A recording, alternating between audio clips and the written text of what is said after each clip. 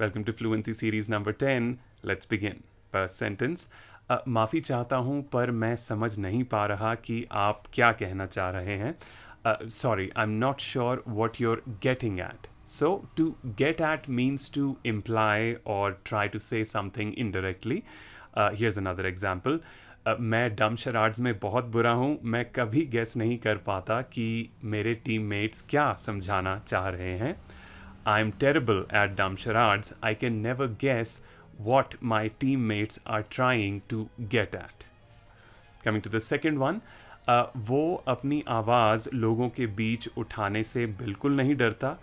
He isn't afraid of speaking out around people at all. So, to speak out means to be able to give your opinion publicly. लोगों के बीच अपनी राय रखना. For instance, social media के कई नुकसान हैं, पर एक अच्छी बात यह है कि लोग अपनी राय जनता के बीच रख सकते हैं. Social media has many downsides, but among the upsides is the fact that people can speak out about how they feel. Then, coming to the third one, क्या तुम इस बात पर अपनी राय रखना चाहोगे? Would you like to weigh in on this? So, to weigh in means to add your opinion to an ongoing discussion. किसी चली हुई discussion पर अपनी राय देना. Here are two examples. तुम इस पर अपनी राय ना ही दो तो अच्छा है. It's better if you don't weigh in on this. Another one. मेरे पास पूरी information नहीं है इस पर अपनी राय देने के लिए. I don't have enough information to weigh in on this. On to the fourth one. Customer care executive होना आसान नहीं है. उनकी गलती भी नहीं होती, फिर भी लोग उन्हें बहुत सुनाते हैं. Being a customer care executive is not easy. Even when it's not their fault, people still lay into them. So, to lay into someone is to scold and criticize someone angrily. किसी को खरी खोटी सुनाना, और in simple everyday Hindi किसी को सुनाना. Here's another example. मुझे पहले मम्मी का काम निपटाने दो. अगर मैं भूल गया तो मम्मी मुझे बहुत सुनाएंगी. Let me get mom's stuff done first. If I forget, she'll really lay into me. On to the fifth one. मेरे पापा बहुत सफाई पसंद हैं. कोई कतरा सा भी गिरा दे तो भड़क जाते हैं. My dad is a clean freak. Even if someone drops so much as a tiny bit, he lashes out. So, to lash out यानी भड़क जाना, sudden anger. लैश आउट के अलावा आप गो ऑफ भी यूज़ कर सकते हैं. सिंपल एग्जाम्पल, वो मुझ पर भड़क गया. He lashed out at me और he went off on me. It's just the preposition that changes. On to the sixth one. जब सारी दुनिया मुझे उल्टा सीधा या बुरा भला बोल रही थी तो उसने मेरा साथ दिया. When the whole world was trashing me, it was she who stuck up for me. So to trash someone एक informal तरीका है कहने का to criticize someone or to speak nonsense about someone. किसी के बारे में उल्टा सीधा कहना. For example, वो एक अच्छी लड़की है, उसकी अपनी कॉलीग्स से नहीं बनती क्योंकि वो सब सारा दिन औरों की पीठ पीछे बुराई में निकालती हैं. She's a good girl. She doesn't get along with her colleagues because they spend their entire days trashing people behind their backs. Then, to stick up for someone means to stand by someone, especially when they are being criticized. Criticism के समय किसी का साथ देना. Here's an example. मेरे दोस्त ने मेरा बचाव किया या साथ दिया जब बाकी सब मुझे सुना रहे थे. My friend stuck up for me when everybody else was laying into me. On to the seventh one. मेरी राय मत मांगो, मैं बीच में नहीं फंसना चाहता. अपनी बहस में मुझे मत घसीटो. Don't ask me to weigh in. I don't want to get caught in the middle. Don't drag me into your argument. Coming to the eighth one.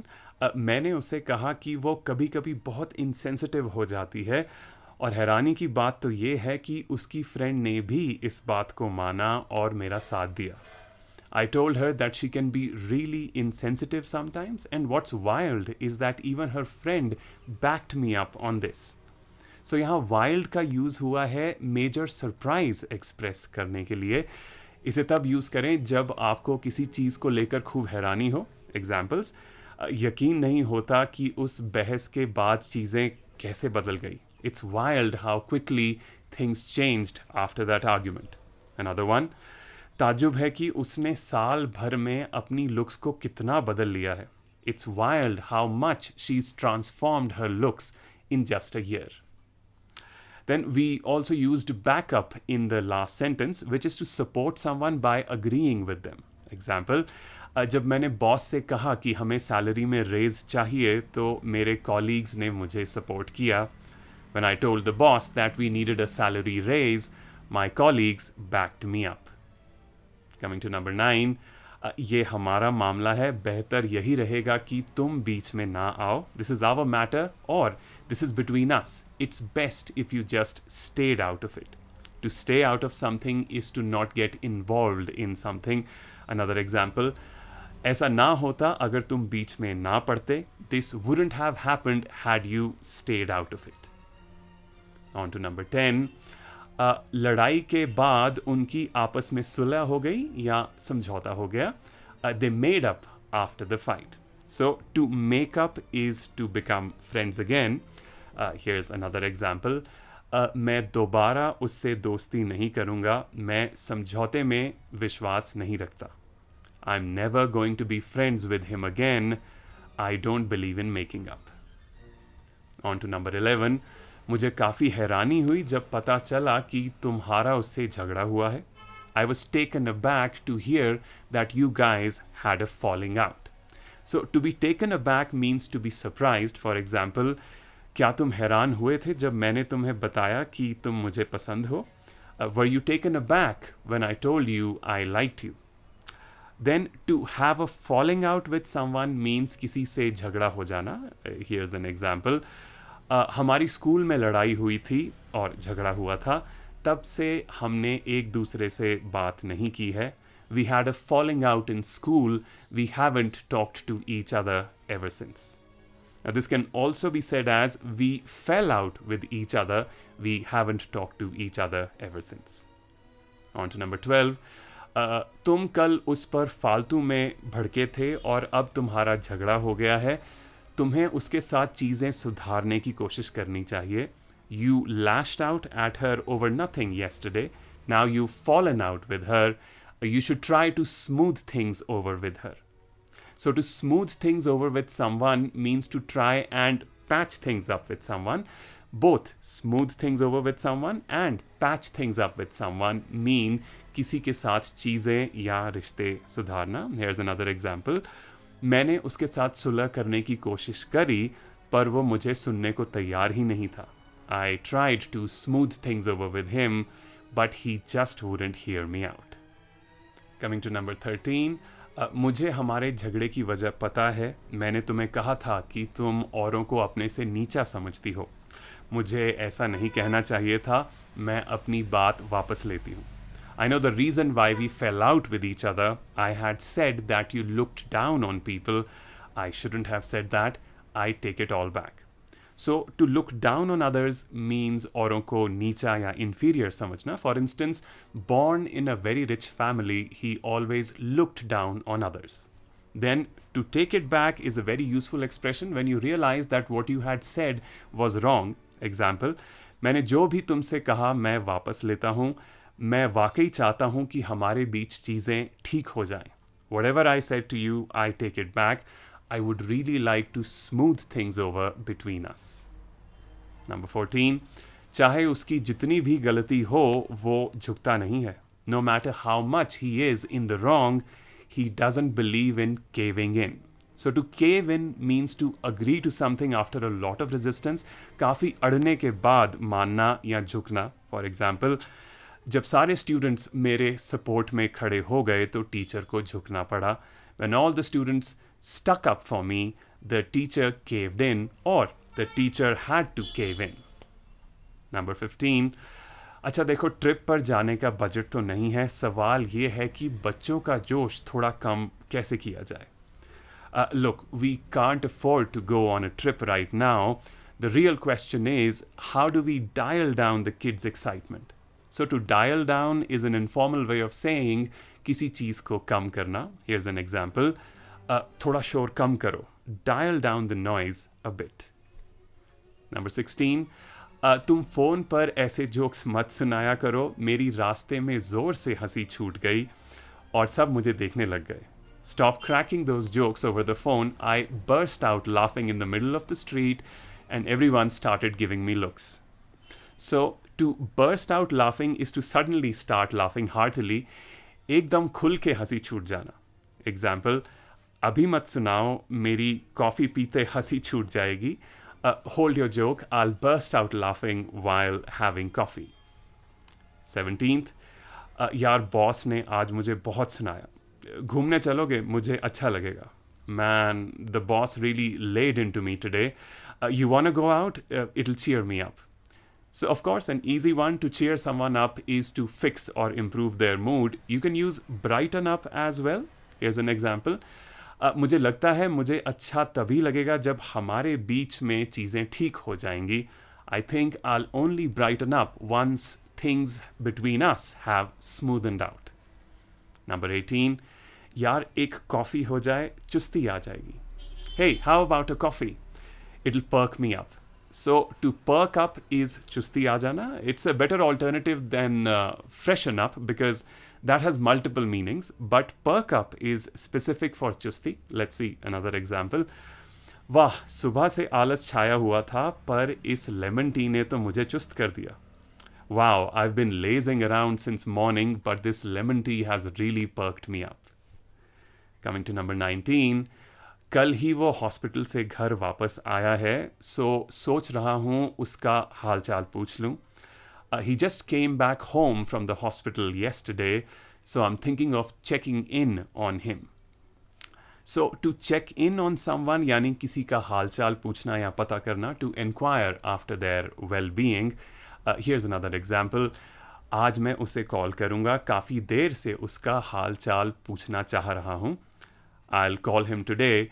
I've been meaning to check in on him for quite some time now. On to number 20. ऐसे उदास रहोगे तो कैसे चलेगा? तुम्हें इससे बाहर आने की ज़रूरत है. Staying this low just won't do. You need to snap out of this funk. So to snap out यानी किसी चीज़ से बाहर आना. Here's an example. अच्छा, अब इस ख्याल से बाहर आओ, काम पर लगते हैं. Come on, snap out of it. Let's get back to work. And we also used funk in the previous sentence. If someone is in a funk, they have been sad for a prolonged stretch of time. Here's an example. वो अब लगभग 1.5 महीने से उदास है. मुझे उसकी mental health की बहुत चिंता हो रही है. She's been in a funk for almost a month and a half now. I'm worried sick about her mental health. Number 21. कभी कभी मुझे उसके लिए बहुत बुरा महसूस होता है और कभी कभी मुझे उस पर बहुत तरस आता है. उसका अपना कोई नहीं है. Sometimes I really feel for him. He has no one to call his own. So to feel for someone means to feel sympathy towards someone. किसी के लिए बुरा लगना. Here's another sentence. मुझे stray dogs पर बहुत तरस आता है, इसीलिए मैं एक veterinarian बनना चाहती हूँ. I really feel for stray dogs. That's why I want to become a veterinarian. On to number 22. वो किसी से अपने दिल की बात नहीं कहती. इसका असर उसकी सेहत पर पड़ रहा है. She doesn't open up to anyone. It's taking a toll on her health. So to open up means reveal or share your feelings. अंदर दबाई बातों को बाहर निकालना. And take a toll is an idiom which means to have a bad effect. Here's an example. Stress तुम्हारी सेहत खराब कर रहा है. Stress is taking a toll on your health. Coming to number 23. सच छुपाए नहीं छुपता. The truth always shines through. So अगर कोई चीज़ या क्वालिटी इतनी स्ट्रॉन्ग है कि वो नज़र आ ही जाती है, we say that it shines through. Here's an example. जब भी हम उससे मिलने जाते हैं, तुम्हारा उसके लिए प्यार साफ नज़र आता है. तुम उसे प्रपोज क्यों नहीं करते? Whenever we go to see her, your love for her always shines through. Why don't you ask her out? On to number 24. कभी कभी चीज़ें हल्के में भी लिया करो. इतने सीरियस क्यों रहते हो? Lighten up every once in a while. Why so serious all the time? So lighten up का मतलब है चीज़ों को थोड़ा lightly लेना. Not in a negative way, but in a positive one. For example, doctor ने कहा कि मैं बहुत ज़्यादा सोचती हूँ, मुझे ज़्यादा नहीं सोचना चाहिए या मुझे चीज़ें हल्के में लेनी चाहिए. The doctor said that I think way too much and that I should lighten up a bit. On to number 25. अरे तो क्या हुआ अगर तुम्हें उसने सबके आगे सपोर्ट नहीं करा?